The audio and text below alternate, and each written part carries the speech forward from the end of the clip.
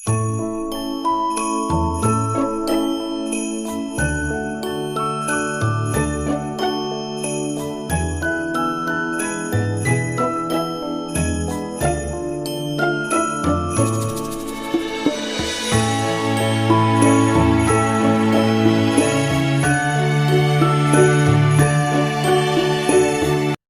प्यारे बच्चों, welcome back to physics solution point.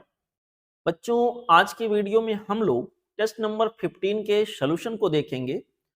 Paper को एनालाइज करने का प्रयास करेंगे। आप लोगों की रिक्वेस्ट पर मैं ये वीडियो बना रहा हूं। होपफुली आप लोगों को इससे मदद मिलेगा। ठीक है, ओके बच्चों, आपके क्वेश्चन पेपर का पहला सवाल है। कहा गया two identical wires A and B each of length L carry the same current I. Wire A is bent into a circle of radius capital R and wire B is bent to form a square of side small a। ठीक है, हमसे कहा गया BA and BB are the values of magnetic field at the center of the circle and square respectively।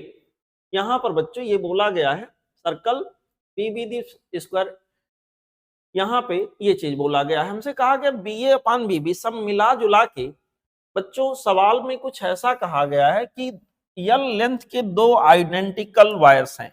यहाँ पर बच्चों एक wire ये रहा, सपोज यल लेंथ का एक वायर मैंने ये लिया और उतने ही लेंथ का एक और वायर हमें लेना है और दो वायर से दो शेप्स बनाने हैं।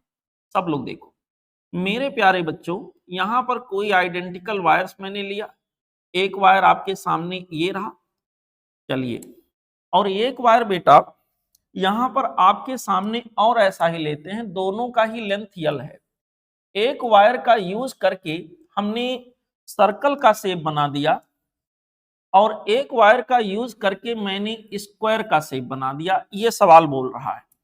यहां पर बच्चों इससे मैंने एक स्क्वायर बना दिया और इससे पहले वाले से मैंने एक सर्कल बना दिया। ये रहा एक सर्कल और ये रहा बच्चों एक स्क्वायर। ओके, यहां इन दोनों के लिए सेम वायर यूज किया गया और सवाल में ये बोला गया कि वायर में दोनों ही में एक ही करंट जा रहा था। आई करंट यहां पर मैं दिखा देता हूं, सवाल ने बोला भी आई। यहाँ पे करंट आई और यहाँ पे भी करंट आई, सभी आर्म में वही current as a loop flow होगा। बच्चों यहाँ पर जो मैग्नेटिक फील्ड है, अगर मैंने क्लॉकवाइज दिखाया इनवर्ड होगा, इसको बी ए बोला गया है। और यहाँ पर जो मैग्नेटिक फील्ड है ये भी इनवर्ड होगा, इसको बी बी बोला गया है। ध्यान दीजिए, यहाँ पर हमसे पूछा ये गया है कि सर आप ये बताइए मैग्नेटिक फील्ड यहाँ और वहां का रेशियो क्या होगा। तो बड़ी सामान्य सी बात है, बी ए की वैल्यू बेटा हमारे पास हो जाएगा mu not, number of turn यहाँ 1 लेंगे, 1 आई, इसका मतलब आई हो गया अपॉन 2 आर। और यहाँ पर मैग्नेटिक फील्ड का स्ट्रेंथ दूसरे के सेंटर पर पहले एक आर्म की वजह से निकाल लें, उसमें 4 से क्या करते हैं मल्टीप्लाई। तो आप लोग याद करिए, बड़ा सिंपल सा केस है। यहाँ एक के वजह से अगर हम निकालने के लिए जाते हैं बच्चों, इसके दोनों टर्मिनल से इसके सेंटर को मिला देते हैं। ऐसे ऐसे मिलाने के बाद एक लाइन इसके ऊपर परपेंडिकुलर ड्रा कर देते हैं। अगर इसका लेंथ ये है, हर एक आर्म का लेंथ ये है, तो यहाँ पर बच्चों आर परपेंडिकुलर जो हमारा आएगा वो हो जाएगा यहाँ पर a/2 आ जाएगा। ध्यान दीजिएगा, ये वाला एंगल 45, ये भी 45, जिसको हम लोग इक्वेशन में अल्फा और बीटा लिखते थे, वो बच्चों यहाँ 45 और 45 होगा। तो एक की वजह से निकाल रहे हैं, देखें आप लोग, ये हो जाएगा mu naught upon 4 pi I divided by R perpendicular को लिखेंगे बेटा a/2, यहां पर आगे a/2 into sine alpha plus sine beta. Sine alpha यहां के अंदर हो जाएगा साइन 45 प्लस साइन बीटा के जगह पर भी बच्चों हम लोग लिखेंगे साइन 45। ये एक की वजह से हुआ, इंटू कर लीजिए 4। इसको आप सॉल्व करोगे तो बी बी ये चीज आ जाएगा mu naught upon 4 pi 2i divided by a. और यहां पर बच्चों ये हो जाएगा साइन 45 प्लस साइन 45, 1/√2 प्लस 1/√2, 2/√2 आ जाएगा, जो कि सॉल्व करने पर हो जाएगा √2 इंटू यहां के अंदर आ गया 4।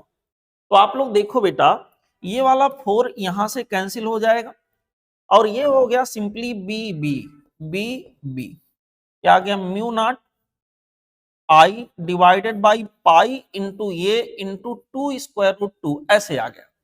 हमसे इन दोनों का रेशियो पूछ रखा उन्होंने, तो कोशिश करते हैं बेटा। यहां पर हमारे पास हो गया b a divided by b B.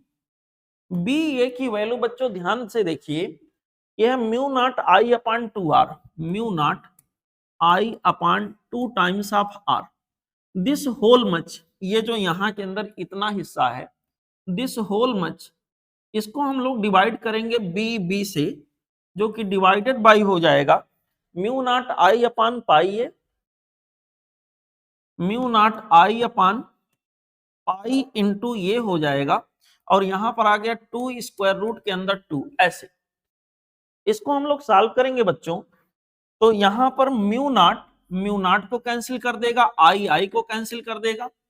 मेरे प्यारे बच्चों इसको थोड़ा मैनेज करें तो आ जाएगा पाई इंटू ये divided by 4 times of pi into ये divided by 4 into square root 2 times of r. अब देखो यहाँ पे बेटा ये जो 2 पाई आर है, थोड़ा सा यहाँ देखते हैं, यही जाकर यहाँ के अंदर बन गया 4 ये, ठीक है, सेम लेंथ दोनों में यूज हुआ है।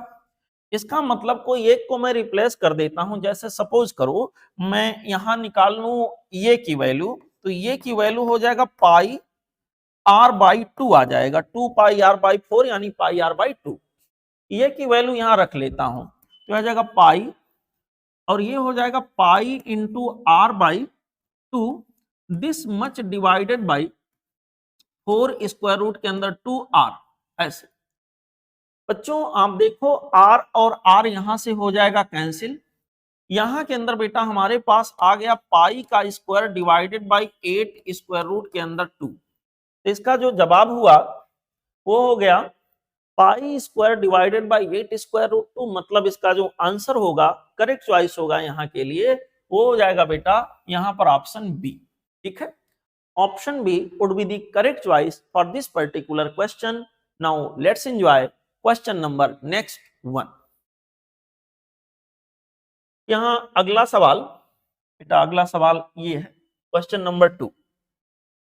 क्वेश्चन नंबर 2 में ये डायग्राम दिया है आपको बच्चों, देखो इसमें उन्होंने कहा है कि एक आइडियल वोल्ट मीटर लगाया गया है, तो बताइए आइडियल वोल्ट मीटर की रीडिंग क्या होगी। बेसिकली बेटा अगर वोल्ट मीटर यहां इन दोनों टर्मिनल के बीच में कनेक्टेड है, तो एक बात तय है, इन्हीं दोनों टर्मिनल के बीच के पोटेंशियल डिफरेंस को मेजर करेगा।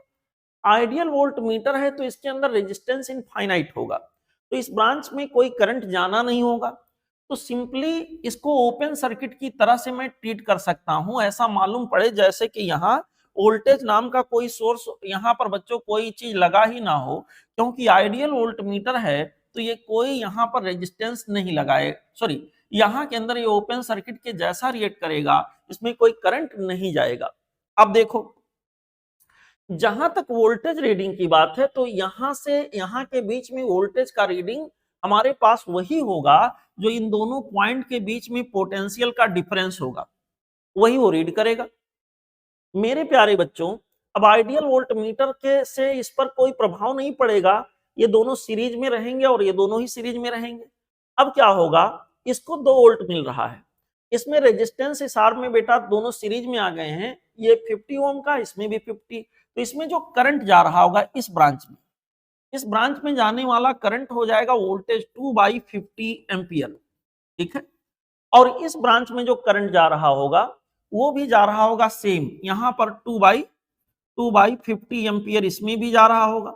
मेरे प्यारे बच्चों क्योंकि यहां पर भी वही वोल्टेज है, यहां पर भी वही वोल्टेज, यहां पर जो हमारा रेजिस्टेंस है वही यहां पे है।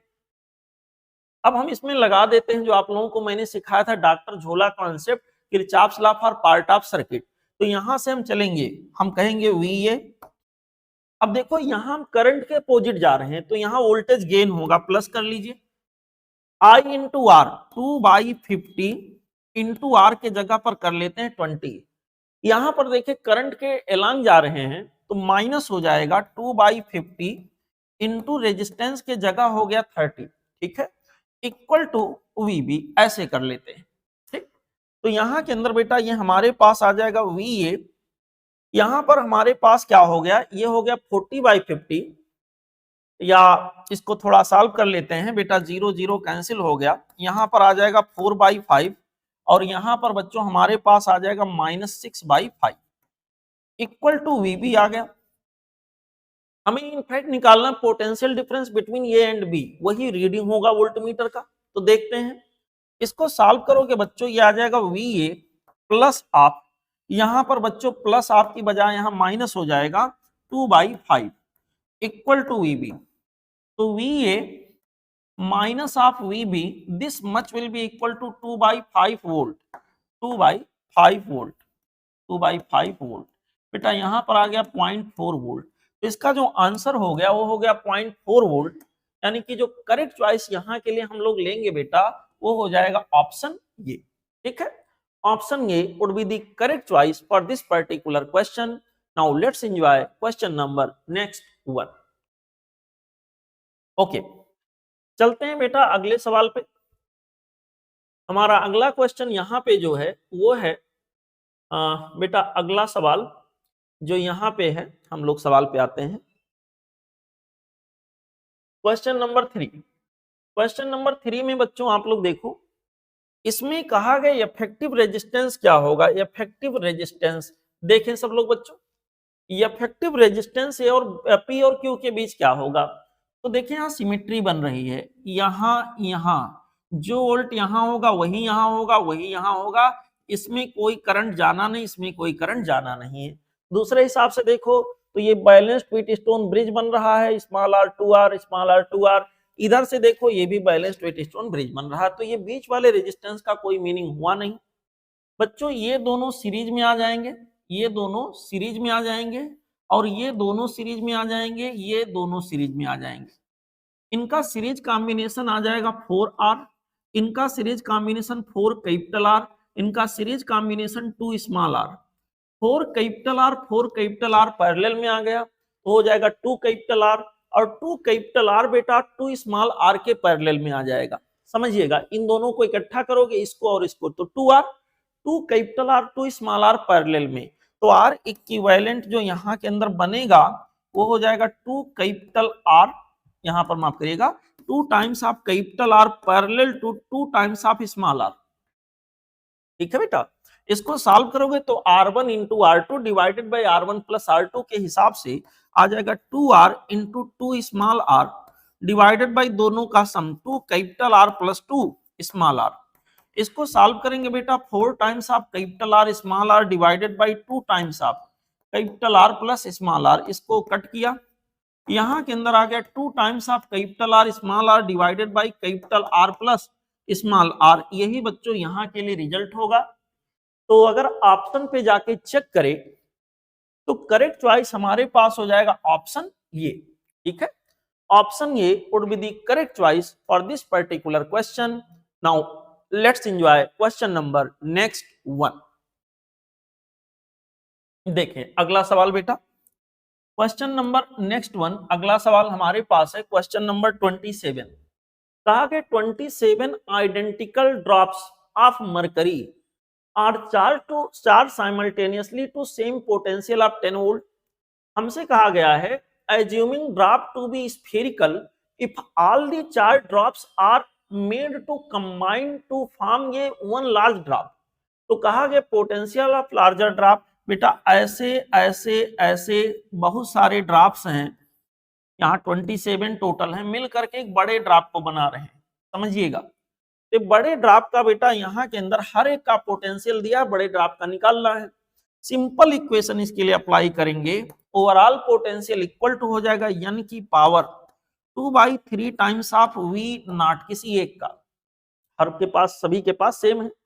n की जगह 27 है, हमने लिख दिया 27 की power 2/3 into V not. V not के जगह पर बेटा मैंने लिख दिया 10, ठीक है। इसको सॉल्व करेंगे 27 की पावर 2/3 में से पहले पावर 1/3 को सॉल्व कर लो तो आ जाएगा यहाँ पर 3 की पावर 2, इसको कहेंगे 3 की पावर 2 इंटू 10, बेटा यहाँ के अंदर आ गया 90 वोल्ट। इसका जो जवाब हो गया वो हो गया 90 वोल्ट। मतलब करेक्ट चॉइस यहाँ के लिए जो होगा वो होगा बेटा ऑप्शन डी। ठीक है, option D would be the correct choice for this particular question. Now let's enjoy question number next one. Question number बेटा नेक्स्ट वन ये रहा। अगला हमारा सवाल है क्वेश्चन नंबर 5। असर्शन में लिखा है कि average power in an AC circuit is given by I square into R. मेरे प्यारे बच्चों, कई बार आपको बताया हूं कि एवरेज पावर अगर किसी एसी सर्किट का निकालना होता है तो हम लोग यहाँ के अंदर आई स्क्वायर इंटू आर करके निकालते हैं। क्यों? इसलिए क्योंकि पावर डिसिपेशन जो होता है, जो शब्द यहाँ पे यूज हुआ है, वो बेटा पावर का जो डिसिपेशन होता है वो केवल रेजिस्टेंस में होता है। इंडक्टर और कैपेसिटर एनर्जी को स्टोर करते ना कि डिसिपेट करते हैं। तो यहाँ आई स्क्वायर आर से हमारा काम चल जाता है, क्योंकि बाकी में तो पावर डिसिपेशन होता नहीं। In one cycle net power is dissipated only along register. बिल्कुल एक्सप्लेनेशन भी बढ़िया कर रहा है। यहाँ के अंदर बच्चों अगर इंडक्टर, कैपेसिटर, रजिस्टर तीनों लगे हैं इसी सर्किट में, तो पावर निकालते समय आई स्क्वायर आर करते हैं, आई स्क्वायर इंटू एक्सएल नहीं करते हैं, आई स्क्वायर इंटू एक्सी हम नहीं करते हैं, छोड़ देते हैं, क्योंकि वहां पावर जो होता है वो डिसिपेट नहीं होता है। वन साइकिल में पावर डिसिपेशन जीरो होता है इंडक्टर और कैपेसिटर में। तो बिल्कुल सही एक्सप्लेन किया है। यहाँ पे बच्चों असर्शन भी सही है, रीजन भी सही है और करेक्ट एक्सप्लेनेशन भी मिल रहा है। यहाँ पे करेक्ट आंसर हो गया ऑप्शन ए। ठीक है, चलते हैं अगले सवाल पे। बेटा अगला सवाल हमारा है यहाँ पे क्वेश्चन नंबर 6। देखिए क्वेश्चन नंबर 6 में कहा गया है two concentric coplanar circular coil have radii A and B, और ब्रैकेट में लिख के दे रहे हैं कि एज्यूम ये बहुत छोटा हो बी से। As shown in the figure resistance of the inner coil, ये जो इनर लगा बेटा अंदर लगा, इसका रेजिस्टेंस वो बता रहे हैं कि यहाँ पर इसके पास रेजिस्टेंस आर है, ये वाला जो कॉइल है। Current in the other coil is increase from 0 to i, इसमें करंट बेटा 0 था और 0 से बढ़ाकर धीरे धीरे इसमें करंट बढ़ा के क्या कर दिया गया आई।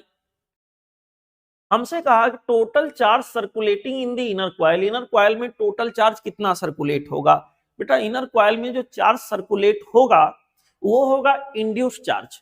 ठीक है, वो होगा इंड्यूस चार्ज। और इंड्यूस चार्ज निकालने के लिए हम लोग क्या करेंगे, डेल्टा क्यू, यहाँ इंड्यूस चार्ज निकालने के लिए जाएंगे तो लिखेंगे delta Q equal to delta phi divided by R. By formula बस इतना नंबर ऑफ टर्न मेंशन इसमें है नहीं तो 1 मानेंगे। इंड्यूस चार्ज टाइम पे डिपेंड नहीं करता, आपको पता है, एक सिंपल सा फार्मूला आता है। देखो बेटा यहां पर इसके अंदर अगर इसमें करंट चेंज होगा तो इसमें फ्लक्स चेंज होगा, इसमें फ्लक्स चेंज होगा तो इसकी वजह से जो अंदर मैग्नेटिक फील्ड आ रहा है वो भी चेंज होगा। अब ए को बहुत छोटा माना है तो यहाँ सेंटर के आसपास मैग्नेटिक फील्ड एक जैसा हम मानेंगे। तो बेटा मैग्नेटिक फील्ड इसके सेंटर पर पहले तो 0 रहा होगा, बाद में कितना रहा होगा ये देखना है। बाद में जो मैग्नेटिक फील्ड सेंटर के ऊपर बच्चों आएगा वो कुछ ऐसे होगा, देखिए कलर में चेंज कर लूं, नहीं दिखेगा नहीं आपको। मैग्नेटिक फील्ड सेंटर पर आ जाएगा बेटा mu naught I, mu naught small I divided by यहां के अंदर हो जाएगा 2 टाइम्स ऑफ, इसके वजह से यहां 2 टाइम्स ऑफ यहां के अंदर आ जाएगा बच्चों बी, 2 टाइम्स ऑफ आर की जगह 2 टाइम्स ऑफ बी।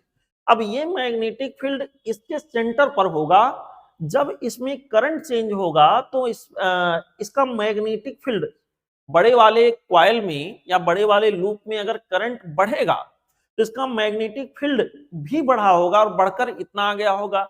तो शुरुआती जो फ्लक्स रहा होगा वो 0 रहा होगा और बाद में जो फ्लक्स दूसरे केस में आया होगा फाइनली वो बी इंटू ए के हिसाब से हम लोग निकाल लेते हैं, क्योंकि मैग्नेटिक फील्ड परपेंडिकुलर है, बी और ए के बीच एंगल 0 होगा। बी के जगह पर यहाँ B2 हो गया इंटू एरिया, एरिया किसके अंदर देख रहे हैं इनर कॉइल, इनर कॉइल का जो एरिया होगा देखते हैं A1 कर देते हैं। B2 के जगह पर हो गया mu naught I divided by बच्चों यहाँ के अंदर हो गया 2 टाइम्स ऑफ बी और ये वन की जगह पर हो जाएगा पाई ए स्क्वायर। क्या हो जाएगा बेटा? पाई इंटू ए स्क्वायर।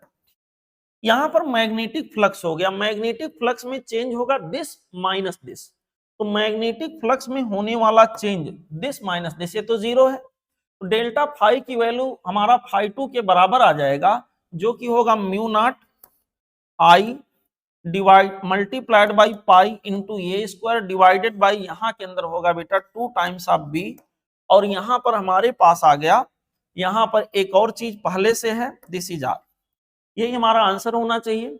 ऑप्शन को मैच कराएं, mu naught I pi A square divided by 2 B R, option C. Option C would be the correct choice for this particular question. Now let's enjoy question number next one. यहां पर बच्चों अगला सवाल question number 7। Question number 7 में कहा गया है a paramagnetic sample shown a net intensity of magnetization of this much. Intensity of magnetization बेटा magnetic moment per unit volume को कहते हैं। यहां पर उसके लिए नेट मैग्नेटिक मोमेंट इतना दिखाया गया है। When it is placed in an external magnetizing field of this much ampere per meter at temperature of this much, ठीक है। When the sample is placed in external magnetizing field of this much at temperature 24 Kelvin, तो हमसे कहा गया है कि sir आप ये बताइए इंटेंसिटी ऑफ मैग्नेटाइजेशन यहाँ क्या होगा। ध्यान दीजिए, intensity of magnetization equal to होता चाई एम इंटू एच, ठीक है। एच यहाँ मैग्नेटाइजिंग फील्ड है, आई यहाँ इंटेंसिटी ऑफ मैग्नेटाइजेशन है। यहाँ पर बच्चों इसका मतलब आई टू ऐसे लिख देता हूं, i two by i one equal to होगा chi m 2 divided by chi m 1 into h two by h one, ऐसे लिख दिया बेटा। अब आप लोग देखो पैरामैग्नेटिक क्योंकि सब्सटेंस है, तो पैरामैग्नेटिक सब्सटेंस के लिए चाई की वैल्यू जो होती है वो inversely proportional to absolute temperature होती है। बच्चों ध्यान दीजिए, यहाँ टेम्परेचर भी चेंज हो रहा है, और टेम्परेचर अगर चेंज हो रहा है तो यहाँ पर चाई एम 2 बाई चाई एम 1 के जगह पर T1 बाई T2 हो जाएगा। तो हमारे पास आ गया I2 by I1 equal to T1 by T2, उल्टा करेंगे T1 by T2 multiplied by H2 by H1।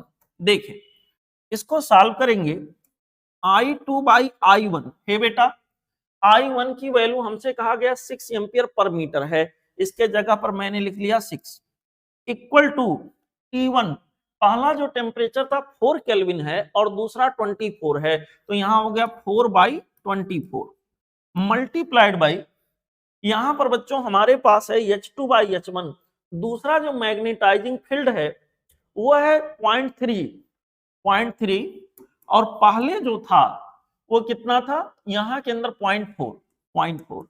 तो बच्चों इसको सॉल्व कर लेते हैं। यहां पर ये 6 बार जाएगा, यहां पर ये बेटा 6 टाइम्स गया और ये वाला 6 यहां से हो गया कैंसिल, तो I2 की वैल्यू हमारे पास 0.3 बाई 0.4, इसका मतलब 3/4 को सॉल्व करेंगे 0.75 आ जाएगा। यहां पर इसका यूनिट होगा एम्पियर पर मीटर, तो जो आंसर यहां के लिए आ गया बेटा वो हो गया ऑप्शन डी, ठीक है। Option D would be the correct choice for this particular question. Now let's enjoy question number next one. हमारा अगला सवाल बेटा यहां पर दिया गया है क्वेश्चन नंबर 8। क्वेश्चन नंबर 8 में कहा कि 2 identical parallel plate capacitor are placed in series and connected to a constant voltage source V volt. बेटा यहां पर 2 पैरेलल कैपेसिटर्स हैं और आइडेंटिकल हैं, ऐसे कुछ रहे होंगे, इनको V वोल्ट से कनेक्ट किया गया सीरीज में कनेक्शन देते हुए। ओके, यहां इसको C1 कर देते हैं, जो कि C रहा होगा तो C2 भी यहां C है, दोनों आइडेंटिकल है।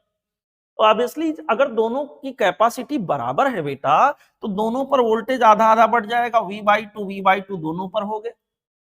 अब क्या कहा गया है, if one of the capacitor is completely emerge in a liquid, इसमें से कोई एक कैपेसिटर को पूरी तरह से कंप्लीट रूप से लिक्विड के अंदर डिप कर दिया गया हो, यहां पर इन दोनों में से किसी एक कैपेसिटर को बच्चों किसी लिक्विड के अंदर डिप करने के लिए बोल रहा है, तो क्या होगा जरा चेक करते हैं।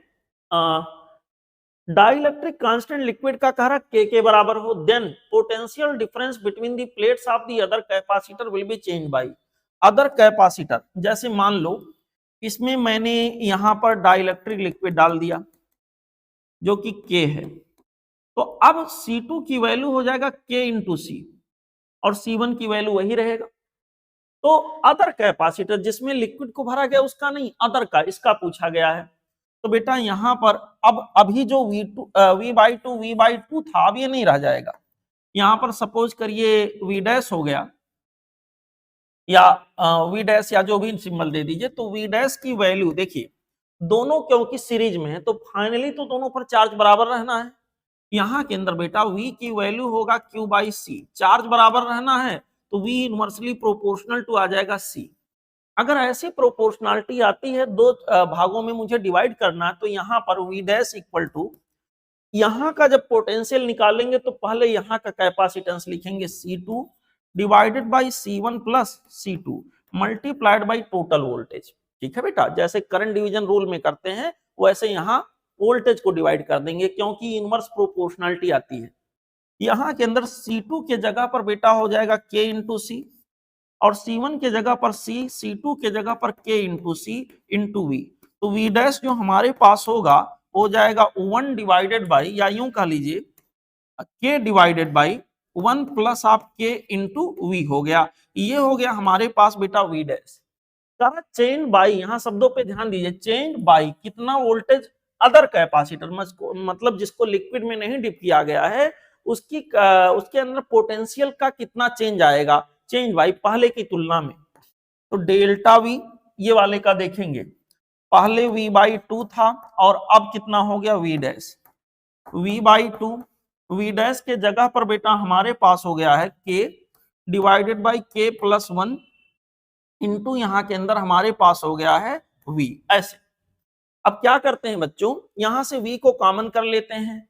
V को कॉमन करेंगे तो आ जाएगा 1/2 minus K divided by K plus 1 into यहाँ के अंदर हो गया V। इसको सॉल्व करेंगे बच्चों तो ये आपके पास आ जाएगा K प्लस 1 माइनस K, यहाँ के अंदर K प्लस 1 माइनस 2K, तो यहाँ के अंदर आ जाएगा K प्लस 1 माइनस 2K यानी 1 माइनस K, और यहाँ पर एक बार लिख देते हैं delta V equal to 1 minus K ऊपर आ गया divided by 1 plus K into 2, 1 plus K into 2 को यहाँ लिख देते हैं V/2 में, और इसी रूप में आंसर हमारा दिया है। तो यहाँ के लिए जो करेक्ट चॉइस हो गया वो हो गया ऑप्शन बी। ठीक है, option B would be the correct choice for this particular question. Okay बच्चा, चलते हैं अगले सवाल पे, अगले क्वेश्चन पे। यहां पर अगला क्वेश्चन ये रहा आसान सा, कहा गया Lenz law is expressed by following formula. यहां पर लेंज जी का नियम जो है लेंस लॉ बाय फार्मूला, हालांकि ये लेंस लॉ नहीं है लेकिन ठीक है, अब इसमें ऑप्शन में इलेक्ट्रोमैग्नेटिक इंडक्शन का जो सेकंड लॉ है, लेंस लॉ बेटा बेसिकली डायरेक्शन का कॉन्सेप्ट देता है लेकिन इसमें बस ऐसा कुछ तो है नहीं, तो ये होगा negative rate of change. Electromagnetic induction का सेकंड नियम ले लेते हैं, यहाँ के लिए ऑप्शन बी हो जाएगा सीधे सीधे फार्मूला, हालांकि इसको लेंस लॉ नहीं बोलना चाहिए था। ठीक है, ये सेकंड लॉ है इलेक्ट्रोमैग्नेटिक इंडक्शन का। ठीक, option B will be the correct choice for this particular question. Now let's enjoy question number next 1। अगला सवाल क्वेश्चन नंबर 10 है। क्वेश्चन नंबर 10 में हमसे कहा गया है an ideal coil 10 Henry is joined in series with resistance of 5 ओम। यहां के अंदर बच्चों ये एक आइडियल कॉइल है, जैसे कि कोई इंडक्टर रहा हो और आइडियल रहा हो, इसको ज्वाइन किया गया है एक रेजिस्टेंस से, और रेजिस्टेंस की वैल्यू यहाँ के अंदर आर की वैल्यू दिया गया 5 ओम, और बेटा यहाँ के अंदर जो हमारा इंडक्टेंस है इसकी वैल्यू दिया 10 हेनरी। ये चीज हमको दिया गया है, ये चीज बच्चों हमको दिया गया है। ठीक है, ऐसे देखें सब लोग, ये चीज हमें दिया गया है बच्चों। हमसे कहा गया है और इस पूरे सिस्टम को एक बैटरी से जोड़ा गया, बैटरी से जोड़ा गया, इसका मतलब डीसी का केस। और यहां पर बच्चों ये 5 वोल्ट की बैटरी है। 2 second after joining current flowing in ampere in this circuit. मेरे प्यारे बच्चों, करंट जो यहाँ के अंदर फ्लो होगा, इस करंट की बात करें तो यहाँ करंट ग्रोथ होगा I equal to i naught 1 minus e की power minus r by l into t, ऐसा कुछ इक्वेशन बनेगा। उसने कहा है कनेक्शन के 2 सेकेंड के बाद, तो कनेक्शन के 2 सेकेंड के बाद हो गया आई नॉट 1 माइनस ई की पावर माइनस आर के जगह पर बेटा देखो यहाँ 5 है और यल की जगह पर 10 है, तो यहाँ के अंदर हो जाएगा 5/10 इंटू टी। इसको सॉल्व करेंगे तो आई की वैल्यू बेटा हमारे पास हो जाएगा आई नॉट 1 माइनस ई की पावर माइनस आप, यहाँ आर की वैल्यू जो हमारे पास था मेरे प्यारे बच्चों आर 5 ओम है, और यहाँ पर इंडक्टेंस जो यहाँ पर हमारे पास है वो 2 है, और टी के जगह पर भी देखिए, टी के जगह पर भी यहाँ रखना था, टी की वैल्यू यहाँ पर आपको दिया है 2, इसको भी रख लेते हैं बेटा, तो यहाँ पर -1 आ गया। आई नॉट कितना होगा? आई नॉट बेटा स्टेडी स्टेट करंट है, उस समय जब इंडक्टर कंप्लीटली शॉर्ट हो चुका होगा, मैक्सिमम करंट, तो आई नॉट जो हमारे पास होगा V/R के बराबर आएगा। उस पर्टिकुलर मोमेंट पे स्टेडी स्टेट जब आएगा तो इंडक्टर शॉर्ट सर्किट की तरह से व्यवहार करेगा डीसी के लिए। और यहां पर ये हमारे पास हो गया 5 डिवाइडेड बाई आर के जगह पर 5 यानी कि 1, तो जो हमारे पास बच्चों आई आ गया वो हो गया 1 इंटू दिस मच यानी 1 माइनस ई की पावर -1। तो जो आंसर यहां मिला वो हमारे पास हो गया बेटा option B. Option B would be the correct choice for this particular question. Now let's enjoy question number next one. यहां पर अगला सवाल हमारा है क्वेश्चन नंबर 11, 11वां प्रश्न देखें। एक सर्किट बना के दिया है बेटा, पॉइंट ए पॉइंट बी, एक capacitor C1 C3 C2 C4 ऐसे दिया है। तो चलते हैं इस सर्किट को थोड़ा छोटा करते हैं। पॉइंट ए हमारा यहां है बेटा और पॉइंट बी यहां है। पॉइंट ए से सपोज करिए मैं यहां तक पहुंचूं, इसको कुछ पॉइंट मान लेते हैं, पॉइंट सपोज करिए पी है। पॉइंट ए से पॉइंट पी तक पहुंचने के लिए मुझे एक कैपेसिटर से होके गुजरना पड़ेगा जो कि C2 है, तो यहां पर मैंने एक कैपेसिटर जोड़ दिया विच इज C2। ठीक है, फिर आते हैं पॉइंट ए से पॉइंट बी से अगर पी पर पहुंचना हो, पॉइंट बी से अगर पी पर पहुंचना हो तो एक कैपेसिटर से यहां पर मुलाकात होगी जो कि क्या है C1, ये C1 हो गया। यहां पर बच्चों ये C1 हो गया, ऐसे आए पॉइंट। अब बेटा मैं ऐसे आगे बढ़ जाता हूं, पॉइंट ए से मैं सीधे आगे बढ़ जाऊं पॉइंट बी पर, पॉइंट ए से चलूं सीधे सीधे पॉइंट बी पर, तो देखें पॉइंट ए से बी पर आने पर एक कैपेसिटर रास्ते में मिला, ये हो गया C4, यहां पर ऐसे सीधे पॉइंट बी से मिला दिया। अब देखें पॉइंट पी से पॉइंट बी को कनेक्ट करता हुआ, पॉइंट पी से पॉइंट बी को कनेक्ट करता हुआ एक और कैपेसिटर है, यहां पर बच्चों हमारे पास ये है C3, पॉइंट बी को कनेक्ट करता हुआ, तो सीधे ऐसे मैं बना देता हूं। ठीक है, ये आपके पास आ गया C3। तो देखिए 4 कैपेसिटर से चारों की व्यवस्था मैंने कर दी। अब आपको दिख रहा है ये दोनों कैपेसिटर पैरेलल में हो गए। अच्छा C1 और C3 की वैल्यू है कितनी?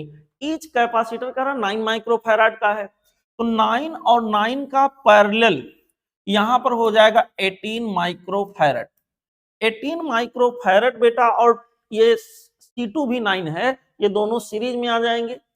तो यहां हम इसको सॉल्व कर लेते हैं, C2 और 18 को, ये सीरीज में है, इन दोनों का आ जाएगा C2 मतलब 9 into 18 divided by C1 plus C2, 9 plus 18, यहां आपके अंदर बच्चों आ जाएगा 9 प्लस 18।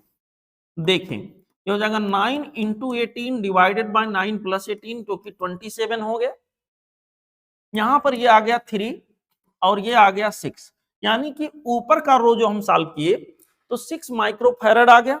6 माइक्रोफैराड C4 के पैरेलल में है। तो अब देखो यहां पर 6 प्लस 9 इधर आया 6 माइक्रोफैराड और C4 के पैरेलल में है, तो दोनों जुड़ जाएंगे। 6 + 9 बेटा यहाँ के अंदर कितना आ गया 15, तो आंसर हो गया 15 माइक्रोफैराड। यहाँ पर जो करेक्ट चॉइस हो गया वो हो गया ऑप्शन डी। ठीक है, ओके बेटा, this was the solution for the question number 11। Now let's enjoy question number next 1। ये रहा सवाल नंबर अगला, क्वेश्चन नंबर नेक्स्ट, इसको डायग्राम में ही समझा देते हैं। बेटा देखो, यहां इस सवाल में हमसे ये कहा गया है कि सर आप बताइए पॉइंट ए पर अगर पोटेंशियल 0 हो, ये बोला गया पॉइंट ए पर पोटेंशियल 0 हो तो पॉइंट बी पर पोटेंशियल क्या होगा। यहां पर पोटेंशियल पॉइंट कहां पे पूछा गया है, पॉइंट बी। बी कहां है बच्चों, यहां पर पॉइंट बी मींस यहां पर पॉइंट बी पर पोटेंशियल की वैल्यू क्या होगी, ये सवाल पूछा गया है। तो देखो बच्चों, ये बैटरी जो लगा 1 वोल्ट का है और कोई इंटरनल यहाँ मेंशन रेजिस्टेंस है नहीं, तो यहाँ पर देखिए ये पॉजिटिव और ये निगेटिव प्लेट, यहाँ पर पॉइंट सी है, तो सिंपली हम कहेंगे पॉइंट सी का पोटेंशियल माइनस पॉइंट ए का, बैटरी के हिसाब से कहेंगे हायर माइनस लोअर, ये हमारे पास कितना है बेटा 1 वोल्ट। ठीक है, जहां तक ये का सवाल है, ये की वैल्यू 0 बोला गया है, तो वीसी की वैल्यू हमारे पास आ गया 1 वोल्ट। अब मैं यहां आ गया, यहां से मैंने निकाल लिया कि भैया वीसी जो होगा ये 1 वोल्ट के बराबर होगा। अब देखिए यहां पर मैं करंट देख पा रहा हूं 1 एम्पियर का चल रहा है और यहां पर 2 एम्पियर का, और डीसी का केस है सीधे सीधे प्लस माइनस करना है, 1 एम्पियर 2 एम्पियर। यहां से देखें, यहां से बच्चों जो करंट आ रहा था 1 एम्पियर और यहां से जा रहा 2 एम्पियर, मतलब 1 एम्पियर यहां से आया होगा, अभी तो पॉसिबल है यहां 2 बनना, 1 और 1 यहां से आया होगा। तो बच्चों यहां के अंदर इसका मतलब 1 एम्पियर का करंट फ्लो हुआ। अब आप लोग देखो, मैं चलता हूं VD, ऐसे कहूं VD minus VC equal to I into R, higher minus lower. Current अगर यहां से यहां गया है तो यहां ज्यादा यहां कम होगा। VD minus VC equal to I into R, 1 into 2 यानी 2 वोल्ट। मेरे प्यारे बच्चों, जहां तक VC का ख्याल है, VC हमारे पास कितना है 1 volt, VD minus 1 equal to 2 volt. इसका मतलब बेटा हमारे पास, इसको थोड़ा और हम लोग सॉल्व करेंगे तो VD की वैल्यू हमारे पास आ गया 3 वोल्ट। अभी VD निकाला है। अब देखिए यहां आते हैं, VD माइनस VB, ये देखिए हाइयर माइनस लोअर, यहां पर हाइयर यहां पर लोअर। यहां पर बच्चों VD माइनस VB, बड़ा माइनस छोटा पोटेंशियल, बैटरी के पॉइंट ऑफ व्यू से यहां कितना हो गया 2 volt, this is 2 volt. VD की वैल्यू अभी अभी निकाले हैं बेटा, ये हमारे पास है 3 वोल्ट, यहां के अंदर 3 हो गया, minus of VB equal to 2, यानी VB की वैल्यू बेटा हमारे पास आ जाएगा 3 माइनस 2 यानी कि 1 वोल्ट। तो इसका जो आंसर आ गया पॉइंट बी पर पोटेंशियल, वो हमारे पास आ जाएगा बच्चों 1 वोल्ट। ठीक है, this will be the correct answer for this particular question. Now let's enjoy question number next 1। बच्चों अगला सवाल हमारे पास क्वेश्चन नंबर 13 है। इसमें कहा गया है quality factor of LCR circuit having resistance capital R and inductance capital L at resonance frequency omega. यहां पर बच्चों जो क्वालिटी फैक्टर होता है उसके कई सारे फार्मूले हैं। यहां पर एक फार्मूला जो हमारे पास होगा वो होगा XL बाई R, और XL की जगह पर हम लोग लिखेंगे ओमेगा L बाई R। यहाँ ओमेगा हमारा रेजोनेंट फ्रीक्वेंसी होगा जो कि यहाँ बताया गया है। तो करेक्ट चॉइस डायरेक्ट हमें दिख रहा है, यहाँ पर हो गया ओमेगा L बाई R, और तो कोई यहाँ है नहीं। ठीक है, ओके बेटा, चलते हैं अगले क्वेश्चन पे। अगला सवाल हमारे पास है बच्चों क्वेश्चन नंबर 14। देखिए क्वेश्चन नंबर 14 में कहा गया है ये charge Q is fixed and another charge capital Q is brought near it and rotated in a circle of radius small r। हमसे कहा गया वर्क डन इन रोटेटिंग। मेरे प्यारे बच्चों मान लो ये सर्कल, माफ करिएगा, मान लो बेटा यहां पर ये सर्कल हो, यहां पर कोई चार्ज इसके सेंटर पर रखे होने की बात कह रहा है। ये चार्ज जो एक जगह पे कोई है स्मॉल क्यू है और कोई दूसरा चार्ज बच्चों यहां ला करके इसको रोटेट करने की बात हो रही, कैपिटल क्यू इसको सर्कल के ऊपर रोटेट कर रहे हैं। तो वर्क डन के बारे में पूछा गया है। जब किसी इलेक्ट्रिक फील्ड में किसी चार्ज को हम मूव कराते हैं तो work done by external force, ये बेटा हमारे पास आ जाता है Q, जिस चार्ज को हम मूव करा रहे हैं, into V final minus V initial. अब इसको मूव करा के पता नहीं कहां से कहां ले जाया गया होगा, लेकिन ये तय सर्कल के ऊपर होगा।